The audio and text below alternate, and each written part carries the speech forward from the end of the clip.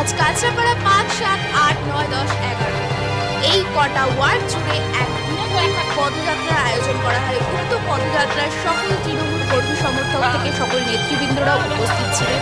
আপনারা দেখছেন সব খবর সবার খবর।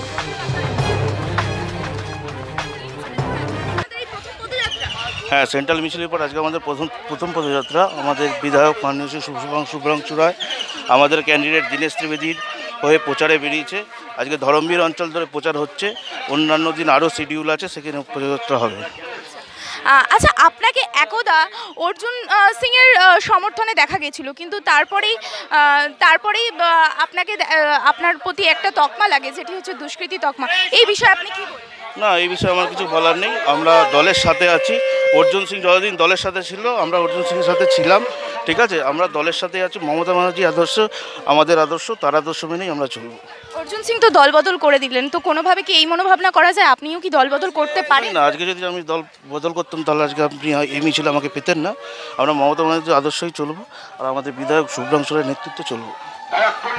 তৃণমূলের অন্যতম কর্মী সমর্থক রাজা সরকার তিনি কি বার্তা দিলেন সেটাও আমরা দেখতে পেলাম, এবং উক্ত সমর্থনে আমরা দেখছি বীজপুরে যুব কনভেনার সুজিত দাস তিনিও কিন্তু এই পদযাত্রায় সামিল হয়েছেন। সেন্ট্রাল মিছিলের পর কি এই প্রথম আপনাদের পদযাত্রা? না, এটা পদযাত্রা, হ্যাঁ, আমাদের সেকেন্ড হচ্ছে আর কি। এরপর দিনেশের পরে আসবে। এটা লোকাল নেতৃত্ব আছে, আমি চেয়ারম্যান আছেন, আমাদের এমএলএ সাহেব আছেন, আমরা হাঁটছি সবাই আর কি।